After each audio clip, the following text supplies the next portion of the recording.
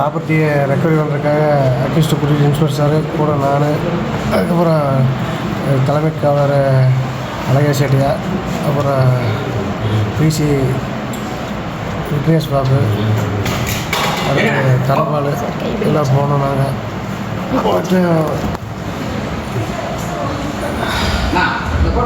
கடைசி என்ன நடந்துச்சு? எந்த இடத்துக்கு போனீங்க? சிக்கனத்து உப்பாறு டேம் ஓடைக்கிட்ட வந்து எப்போ வச்சுருக்கா சொன்னான் அட்லீஸ்ட்டு மணிகிட்டேன்.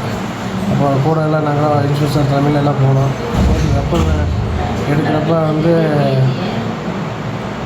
எடுத்து விரட்ட ஆரம்பிச்சிட்டான். உடனே வந்து பக்கத்தில் நான் அவன் கையில் பிடிச்சிருந்தங்காட்டி டக்குன்னு ஓங்கினான். டக்குன்னு மேலே தூக்குங்காட்டி கையில் அடி விட்டுருச்சு. கையில் வெட்டிட்டான். வெட்டினது நாங்கள் அப்படியே கீழே விழுந்துட்டுனாங்க. விழுந்து டக்குன்னு அப்புறம் இன்ஸ்பெக்டர் எல்லாத்தையும் துரத்தான். இன்ஸ்பெக்டர் எச்சரிக்கை இந்த மாதிரி இது மாதிரி பண்ணினா சுற்று அப்படின்னாரு. அப்புறம் அதுக்கப்புறம் வந்து இன்ஸ்பெக்டர் சுற்றுறாரு. அப்புறம் அதுக்கப்புறம் எல்லாம் ஆம்புலன்ஸுக்கு இன்ஃபார்ம் பண்ணோம். ஆம்புலன்ஸ் லேட்டானங்காட்டி எங்களை எல்லாம் வந்து நாங்கள் போன வண்டியிலே வந்து எங்கள் ஆஃபீஸில் வந்து ஒரு டக்குன்னு ஜிஎஸ் கிட்ட வந்து அப்ளை பண்ணியிருக்காரு. அப்புறம் இங்கே வந்து அப்ளை பண்ணி வந்து ஜிஎஸ் எடுக்கிறாங்க. ஓகேண்ணா, இப்போ வந்து அவர் தாக்குனது எந்த ஆயுதத்தில் அவங்கள தாக்க முற்பட்டார்? அது அறிவாளிங்க. ஓகேண்ணா, எத்தனை பேர் அவங்க இருந்தாங்க? அவர் மட்டும்தான் இருந்தாரா? அவர் மட்டும்தான் கொடுத்து போகிறாங்க. ஓகேண்ணா, இப்போ அவருக்கு எந்த இடத்துல எத்தனை முறை அவர் நம்ம ரவுண்ட் சுட்டோம்? இன்ஸ்பெக்டர் சார் ஒரு 5 மினிட்ஸ் அண்ணா என்ன நடந்துச்சு சொல்லுங்கள். ப்ராப்பர்ட்டியை ரெக்கவரி பண்ணுறதுக்காக அக்யூஸ்டு கூட்டிகிட்டு இன்ஸ்பெக்டர் சார் கூட நான், அதுக்கப்புறம் தலைமை காவலர் அழகா செட்டியா, அப்புறம் பிசி விக்னேஷ் பாபு, அடுத்து தலபால் எல்லாம் போனோம். நாங்கள்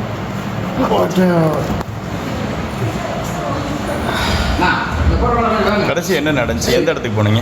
சிக்கனத்து உப்பாறு டேம் ஓடைக்கிட்ட வந்து எப்போ வச்சுருக்கா சொன்னான் அட்லீஸ்ட்டு மணிகிட்டேன். அப்போ கூட எல்லாம் நாங்கள் இன்ஸ்பெக்டர் தலைமையில் எல்லாம் போனோம். எப்போ எடுக்கிறப்ப வந்து எடுத்து விரட்ட ஆரம்பிச்சிட்டான். உடனே வந்து பக்கத்தில் நான் அவன் கையில் பிடிச்சிருந்தங்காட்டி டக்குன்னு ஓங்கினான். டக்குன்னு மேலே தூக்குங்காட்டி கையில் அடி விட்டுருச்சு. கையில் வெட்டிட்டான். வெட்டினது நாங்கள் அப்படியே கீழே விழுந்துட்டுனாங்க. விழுந்து டக்குன்னு அப்புறம் இன்ஸ்பெக்டர் எல்லாத்தையும் துரத்தான். இன்ஸ்பெக்டர் எச்சரிக்கை இந்த மாதிரி இது மாதிரி பண்ணினா சுற்று அப்படின்னாரு. அப்புறம் அதுக்கப்புறம் வந்து இன்ஸ்பெக்டர் சுற்றுறாரு. அப்புறம் அதுக்கப்புறம் எல்லாம் ஆம்புலன்ஸுக்கு இன்ஃபார்ம் பண்ணோம். ஆம்புலன்ஸ் லேட்டானங்காட்டி எங்களை எல்லாம் வந்து நாங்கள் போன வண்டியிலே வந்து எங்கள் ஆஃபீஸில் வந்து ஒரு டக்குன்னு ஜிஎஸ் கிட்ட வந்து அப்ளை பண்ணியிருக்காரு. அப்புறம் இங்கே வந்து அப்ளை பண்ணி வந்து ஜிஎஸ் எடுக்கிறாங்க. ஓகேண்ணா, இப்போ வந்து அவர் தாக்குனது எந்த ஆயுதத்தில் அவங்கள தாக்க முற்பட்டார்? அது அறிவாளிங்க. ஓகேண்ணா, எத்தனை பேர் அவங்க இருந்தாங்க? அவர் மட்டும்தான் இருந்தாரா? அவர் மட்டும்தான் கொடுத்து போகிறாங்க. ஓகேண்ணா, இப்போ அவருக்கு எந்த இடத்துல எத்தனை முறை அவர் நம்ம ரவுண்ட் சுட்டோம்? இன்ஸ்பெக்டர் சார் ஒரு 5 மினிட்ஸ் அண்ணா என்ன நடந்துச்சு சொல்லுங்கள். ப்ராப்பர்ட்டியை ரெக்கவரி பண்ணுறதுக்காக அக்யூஸ்டு கூட்டிகிட்டு இன்ஸ்பெக்டர் சார் கூட நான், அதுக்கப்புறம் தலைமை காவலர் அழகா செட்டியா, அப்புறம் பிசி விக்னேஷ் பாபு, அடுத்து தலபால் எல்லாம் போனோம். நாங்கள்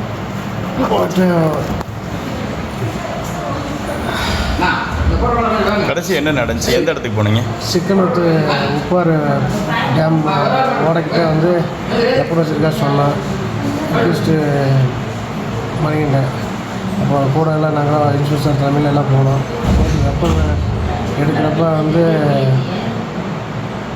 எடுத்து விரட்ட ஆரம்பிச்சிட்டான்.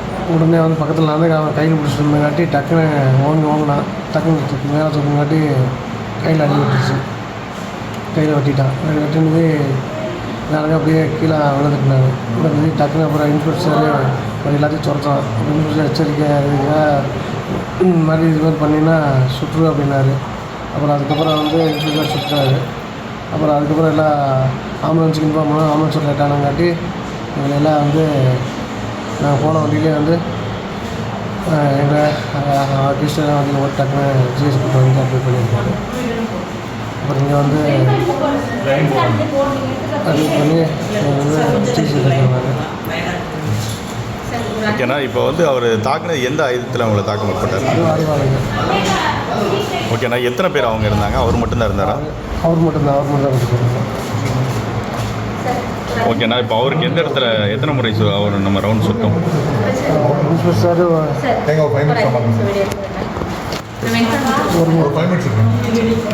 அண்ணா என்ன நடந்துச்சு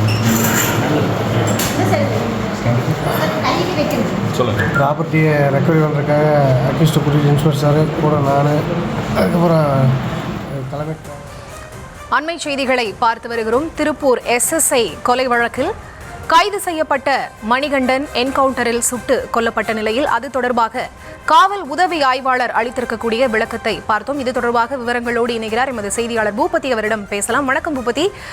செய்தியாளர்கள் எழுப்பிய கேள்வியின் போது இதற்கு காவல் உதவி ஆய்வாளர் என்ன பதில் அளித்திருக்கிறார், என்ன விளக்கம் கொடுத்திருக்கிறார்? விவரம். வணக்கம். அதாவது சிறப்பு உதவி ஆய்வாளர் கொலை வழக்கு தொடர்பாக வந்து குற்றவாளிகளை தேடி வந்த நிலையில் வந்து மணிகண்டனை கைது செய்த போலீசார் அந்த மணிகண்டன் அந்த சிறப்பு உதவி ஆய்வாளரை கொலை செய்வதற்கு பயன்படுத்தப்பட்ட அந்த ஆயுதம் தொடர்பாக அந்த ஆயுதத்தை எடுப்பதற்கு அதாவது திருப்பூர், அதாவது அவர் இருக்கக்கூடிய அந்த சிறப்பு உதவி ஆய்வாளர் கொலை செய்யப்பட்ட இடத்திலிருந்து சுமார் 2 கிலோமீட்டர் தொலைவில் இருக்கக்கூடிய உப்பாறு அணை ஓடை பகுதிக்கு மணிகண்டன் அந்த பகுதியில் தான் வந்து அந்த அருவாளை மறைத்து வைத்துள்ளதாக கூறிய நிலையில் அங்கு காவல்துறையினர், காவல் ஆய்வாளர், உதவி ஆய்வாளர் மற்றும் தலைமை காவலர் உள்ளிட்டோர் அழைத்து சென்ற நிலையில் வந்து அந்த இடத்தில் வந்து ஆயுதத்தை எடுத்த உடனடியாக மணிகண்டன் அதாவது உதவி ஆய்வாளரை தாக்க முற்பட்டுள்ளார். இதில் அவருக்கு வலது கையில் பலத்த காயம் ஏற்பட்டுள்ளது.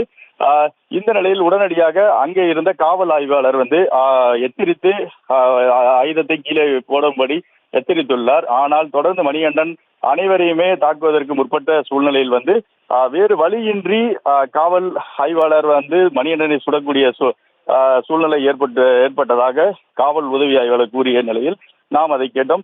தொடர்ந்து அந்த மணிகண்டனை அதாவது மருத்துவமனைக்கு அழைத்து செல்வதற்காக அங்கிருந்த காவலர்கள் முற்பட்ட நிலையில் அந்த பகுதியில் ஆம்புலன்ஸ் வருவதற்கு தாமதமான நிலையில் காவல்துறை அவர்களுடைய வாகனத்திலேயே மணிகண்டனை எடுத்து உடுமலை அரசு மருத்துவமனை அழைத்து வந்த சூழ்நிலையில் வந்து காவல் உதவி ஆய்வாளரும் அதே மருத்துவமனைக்கு அழைத்து செல்வதற்கு அதே வாகனத்தில் அழைத்து வந்த நிலையில் வந்து காவல் உதவி ஆய்வாளர் வந்து சிகிச்சை பெற்று வரும் நிலையில் வந்து மணிகண்டனை பரிசோதித்த மருத்துவர்கள் அவர் வரும் வழியிலே இறந்து விட்டதாக கூறிய நிலையில் வந்து தற்பொழுது இந்த காவல் உதவி ஆய்வாளருக்கு அந்த சிகிச்சையானது அளிக்கப்பட்டு வருகிறது.